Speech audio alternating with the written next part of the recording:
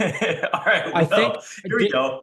We're at it. It's Sunday. We just had a like half-hour conversation that was unrecorded, but it was masterful. And here we are. I started recording, and then Jeremy just realized he wasn't recording. But recording's under progress. We're both gonna have it going on now. And honestly, I just think we can get even better about everything we were just tapping into. everything's meant to be, Dave. No problem. That's it. We're just getting Lang better. We're at. Langenthal Labs, uh, train, adapt, grow. Find them on Instagram. I motivate me, Jeremy. We're just going to knock everything out in about 30 seconds here before we continue.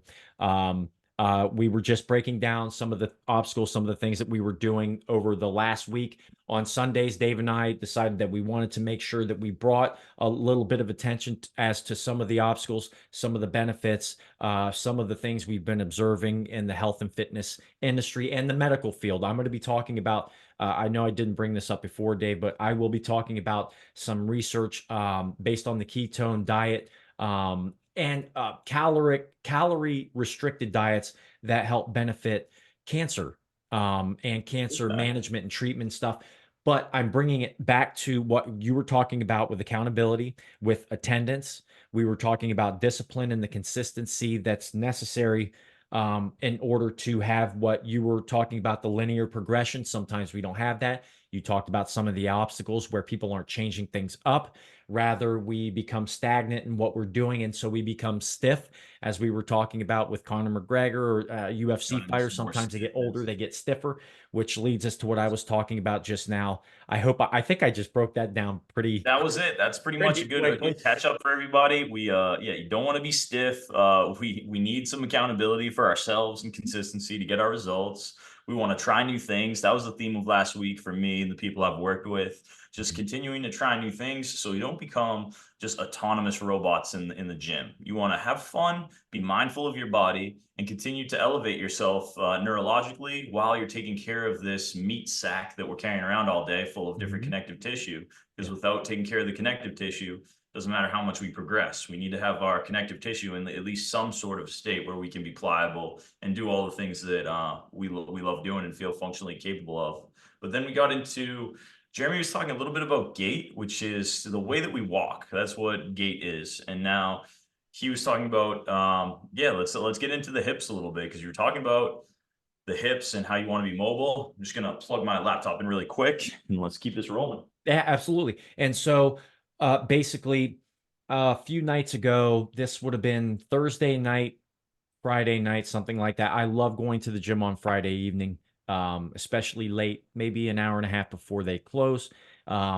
Fewer people are in there. Everyone's ready to go socialize and things like that, where I'm ready to get it in and then go home and relax and cook a nice dinner. And so I noticed that there were two young gentlemen on a treadmill, but it was one of the assault treadmills that you control the speed of. And so they were sprinting. And I said, I can still sprint. And I went over and I said, hey, I introduced myself. I had seen them in the gym prior, so I was a familiar face to them. I said, hey, do you mind if I get on there and see how fast you're going? Because you were cooking with gas, man. Like you look really fast. Can I see? And so he had been going 16 and a half miles an hour.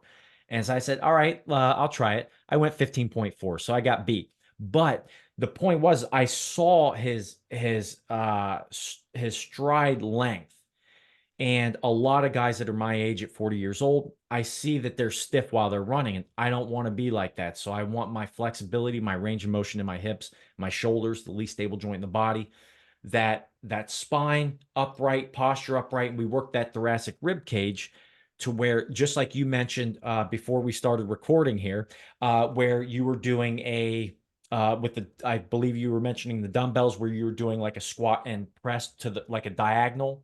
Rotational kettlebell press. Yeah. So Okay, we touched on this one yeah, exercise that was a little less inclined to be strong, right? You go overhead press for 10 years, but if you don't do something in a new position, that position might actually be weak, even if you're a strong person.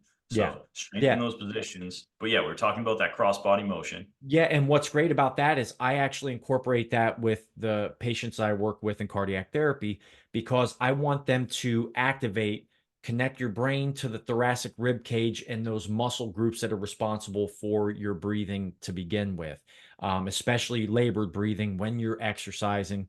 You're going to start to sweat a little bit. Your respiration, cellular respiration, we'll talk a little bit about that in terms of the book that I've been reading recently. And again, we'll get into that. There's a doctor from Boston College up your way.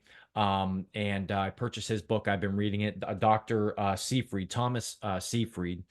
And but getting back, so we want to activate that thoracic rib cage, and in doing so, you realize how weak a lot of those muscles are because we neglect those muscles over time, especially So when let's we're see, doing. you sprinted 15.4 miles per hour, and I bet you are sore as hell after that within some of those muscles that we were Even talking about. though I will go throw, I take two footballs with me to the county park here once or twice a week. And I'll throw the balls and I'll sprint after them. And then I'll run quarterback routes. I was a quarterback growing up, and I run routes myself just to sprint. But I was very sore because I didn't just do one set. Today, for example, I was very, my stomach was upset. I really pushed myself a couple hours before this interview between you and I. I did 12, 10-second sprints on that thing, and I took a minute in between just to walk and then sprint again. And then I started to do a little bit of powerlifting. I did some deadlifts, 3 sets of 10 of that. I won't get into the whole thing, but I was sore and I could tell and I took a few days off because I was sick over the weekend. I was kind of under the weather. I had a cold. And so I took some time off the gym, from the gym, a couple of days off. But yeah, so that I was very sore, and that's because I had neglected all of those muscles. If you notice, um, Usain Bolt or any number of like Olympic sprinters or football players, for example, a lot of their movements are going to be high intensity, explosive kind of movements. And so those guys are going to be more ripped. They're going to have less subcutaneous fat. And that just comes with that type of training.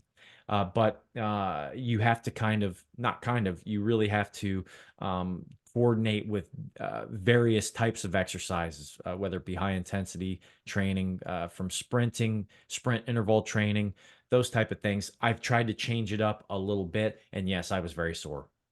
Yeah, and I think the only thing that's gonna allow you to really feel all those muscles at that level is sprinting at 15.4 miles per hour, right? You were sprinting as fast as you could go for the durations that you chose, and that's something that's gonna force your body to work in a certain way that 10 sets of whatever is not gonna do that. Like you have to sprint to get that sprint response.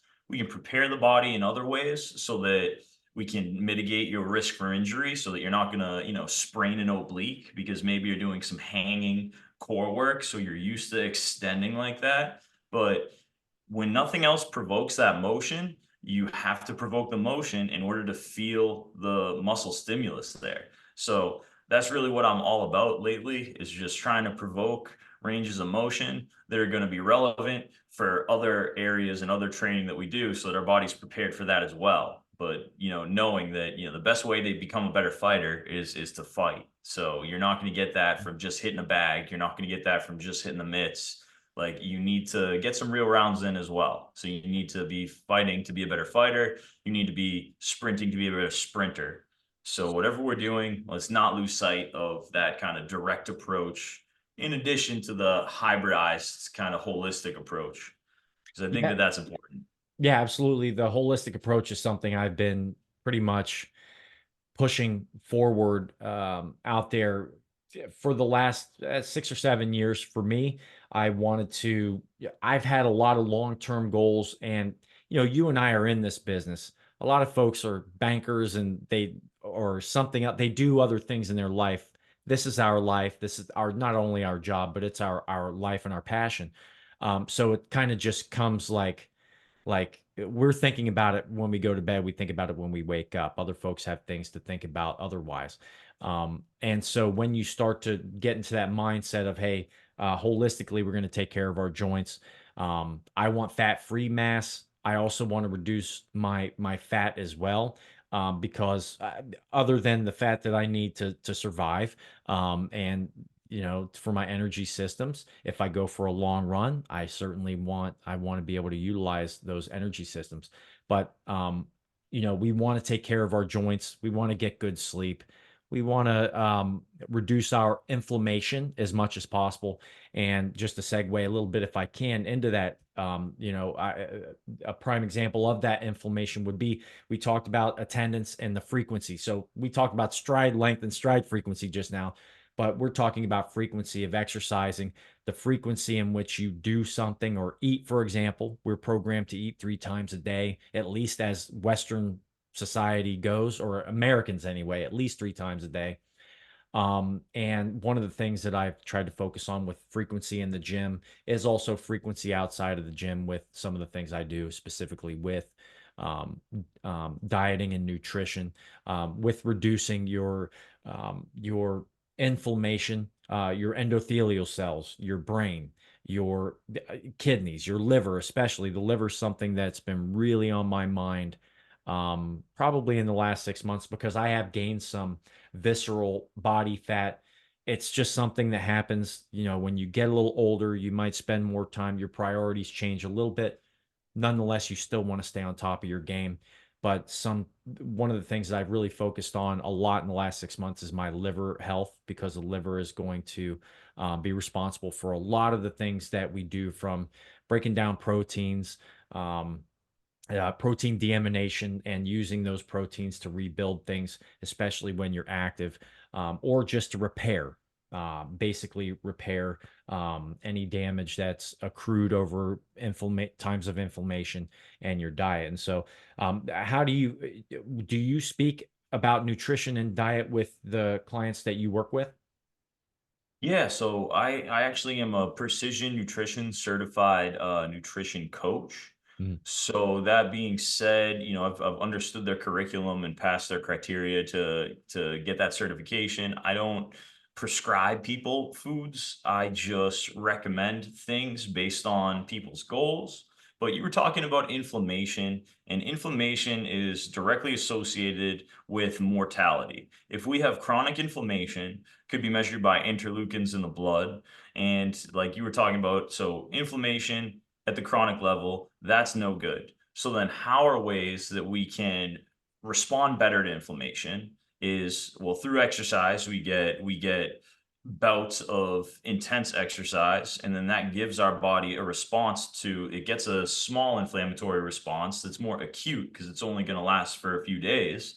But we get that response, our body's able to then recover from that and then kind of disperse that inflammation. And then it is better at like cycling through these little acute bouts of inflammation, makes our bodies more resilient to that. But we were talking about diet, and diet is where I think most people are getting a lot of inflammation from, because they're taking in a lot of these ultra processed foods. So you can think about anything that is ultra processed is something with a very long expiration date. So anything that's going to last more than like 3 months before it goes bad, you can think about that as ultra processed foods. And I've noticed recently, I've been taking in some very clean meals during the week.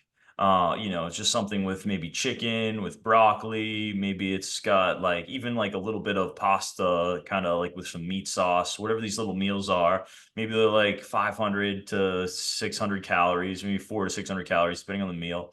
But they're very basic. They don't sit inside of you for too long. Like you can eat a meal and not feel like super full for the next 12 hours. But then if I go ahead and I splurge, I'm like, okay, I want some pizza, or like it's the weekend, I'm gonna enjoy something, because that's what you need to do in this life. It's too short. You have to enjoy some of the small things that you really like. Unless, hey, maybe you really like the feeling of feeling great all the time and eating some of this more like healthy, unprocessed foods. I find that sometimes having a little bit of processed foods or something like that on one day with one meal, it just tastes good and it makes you happy. Then go for it. You don't want to overdo anything, but I felt way more full, even though I was taking in the same amount of calories or even less calories, because I wasn't eating a lot of it, but what I did eat made me feel really full. And it was not a great feeling after you have taken in all these like high quality meals. Maybe it's just a meat and it's just a vegetable, maybe a little starch in there, but something that's not overabundant in any of those categories, just enough. Like you feel like you could eat that, and then half hour later you could go run 2 miles, versus you eat the same thing and it can be from some of this more ultra processed food, and then you can't go run. You'll just puke everywhere because, since it was going to sit on the shelf for another 4 months before it went bad, well, now it's in your intestines and it's just going to make you feel all the types of ways you feel. But those feelings aside, that's where the inflammation is. The inflammation is coming from this slow process of your body's ability to digest these chemicals that were added to these foods in order to preserve them for longer. So I think with that whole inflammation topic, nutrition is going to be a very important component of it, because I think that that plays a huge role. It's a massive role in our body's ability to process these inflammatory things. Yeah, and that's something a number of years ago. What I started to learn about the frequencies of consciousness, the different types of frequency of light, sound, you name it, that we take in through our five senses. And I started to put that kind of I started to build a philosophy of the frequency of the food that we take in, especially the food we take in. And I started doing research on fasting, for example. And so if I were, for example, to fast for maybe I stopped eating breakfast 4 days out of the week. All right. So out of 7 days of the week, I was cutting 4 meals out of my diet. Now, I was always taught growing up that breakfast is very important. It's going to fuel you for the morning. Um, what I have learned about fasting and skipping breakfast, especially once you start to do it consistently, is that you are going to start your body's going to rely on other sources for energy anyway, and in doing so you stop thinking about food more often, so you're more focused. So it's not just a thing where you're getting skinnier. It's not just about the your body composition, but it's also like a spiritual and mental thing as well. And so you fast for 24 hours or 20 hours or 18 hours, whatever the case you do. Number one, you're reducing your amount of inflammation for that week. So if you add 4 meals that you have decided to skip on for that week, you're still getting, you'll have to adjust your diet the way you need to for your second or your first meal of the day and your last meal, and prepare yourself for the next day, of course. But you're reducing your frequency of inflammation and giving your body an opportunity to respond and recover in doing so. That became my philosophy basically. Then you have to, of course, get into what you're eating, ensuring you're still getting all of the nutrients that are required to be active, and all of those things. And so it also let me know how much I was brainwashed into thinking I had to eat so many times a day. So I would, if I fasted, let's say I did a 36-hour fast once. That's the most I've ever done. And I've had people call me and ask me, some of our good friends, that mutual friends of yours and I's, they've asked me, hey, what do you think about a 72 hour fast? And that can work for people who are familiar with fasting and they're used to doing like an 18-hour fast, and they do it slowly. Someone who just decides to not eat for 72 hours, good luck. I don't, it's not going to be It's gonna beneficial hurt. for you. It's going to hurt. And you're probably going to go through withdrawals. You will within 18 hours of fasting anyway. You're going to start to think about food all the time, and you're going to realize how much you've been programmed to think about food. And this is just a philosophy and like a mindset of mine. I don't always practice it, but it's something that did benefit me. And I got into the best shape that I had ever been in. Even throughout the Marine Corps, throughout being a college athlete, I was in better shape at the age of 36 than I was at 24. I think Um, that's something to appreciate also, is that when you're going into fasting, if you just went into, oh, I'm going to do a 72-hour fast right off of the bat, that would be like never bench pressing before and saying, I'm going to bench press 300 pounds. You'd get crushed by the bar. It would be humiliating. You'd feel like, you could injure yourself. It'd be awful. Defeated male goes home. But I'm it not is laughing also, because that ever happened to me. yeah, no, couldn't be. No, not you, Jeremy. Definitely not. No.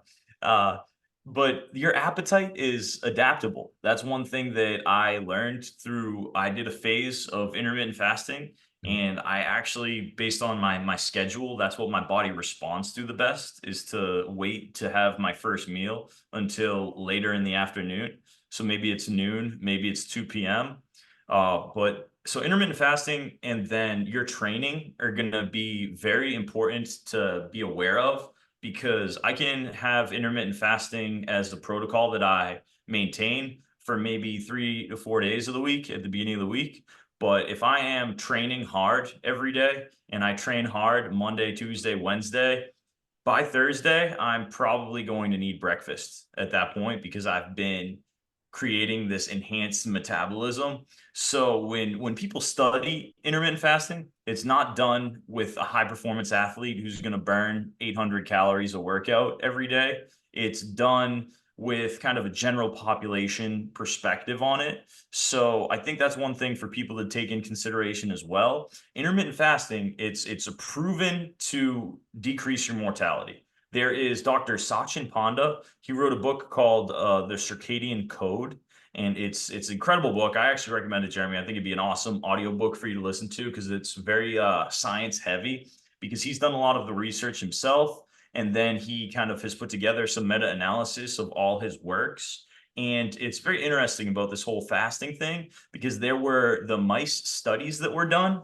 There were, I remember this because it was just so cool when I read it. I thought like, wow, that's amazing. So there was a calorie restricted group of mice, and then there was a regular, fed group of mice, and then there was a group of mice that were fed within an eating window. So we were Mhm. just talking about fasting. So I now see. these mice went through that elongated period before their next meal. Mhm. So you had the mice that were fed normal, and then these calorie restricted mice. Well, the calorie restricted mice, they lived 30% longer than the mice that were just fed in abundance.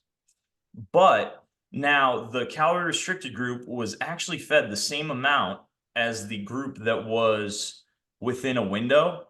So you Mhm. have both of these groups eating the same amount of calories, and then the one within that window of time, that fasting window, they actually lived an additional 15% longer than the calorie restricted group, which was consuming legitimately the same amount of calories. So this kind of data, this study showed me that it's almost a physiological mechanism that we don't even understand what is the driver of it, but we know that whatever it is, that eating window, that fasting had caused these mice to live longer in some way, in the cellular level, whatever the physiological backing was, Sure. that doesn't matter. They live longer because they were within this window of eating. And I think that that's just important to understand for us human beings as well, because the data within the human beings, it's not that you are going to lose more body fat because you're within this eating window. You might, if you're not calorie restricting yourself, then if you're not creating some caloric deficit, then you may not lose any body fat. You may just, feel better. Like when I go through these the intermittent fasting, usually like 16/8 is kind of the duration. Yeah. That's kind of a very common number for a lot of people, Sure. but I feel better on until like later in the week when I'm training really hard and I need to eat, and then I just do because I know my body needs it. But I feel better, I work better. And when I did this whole phase of intermittent fasting, I felt amazing. I gained a little skeletal muscle mass. I didn't lose much body fat. It was pretty lean at the time. I'm like 12, 13% body fat, and I just felt better. And I didn't realize at the time that that's it. Like that is the physiological effects that you are searching for, is it just feels better. Mhm. So if you can find that place where you're able to maybe shift your breakfast a few hours for, one day, and then maybe you just have your coffee, whatever the case is, you keep going about your business, you stay occupied, drink water, then maybe the next day you push it another hour, and then you can slowly kind of adapt your appetite to then no longer needing it in the morning, And then, wow, I'm hella more efficient. My body feels better. I'm waking up before my alarm every day. So all these kind of different things that are affected through our hormones are enhanced, I think, through fasting. So when you talk about fasting, Jeremy, I got a lot of love for it, and I've had a lot of firsthand experience with it, and I've nerded out to really find the Wayne Westcott of intermittent fasting, and Mm. that is Sachin Panda. So if you're searching for someone who's done the research themselves and you can get it firsthand, you don't need to listen to these gurus and all these phony people who are just like lying about whatever or could just be fabricating it. Like, no, this is legitimate science, and you got to do what feels good, because if it feels good, it's probably good. Yeah, and that's yeah, and I think that that's a good point to kind of end on is the quality of life. Um, that's why you're doing what you do in terms of your health and fitness.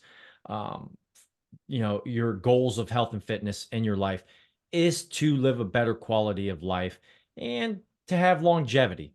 You know, I'm not afraid to die, but at the same time, that's the beauty of life is that with life there is death, and in the meantime, we're going to live the best version of our lives that we can.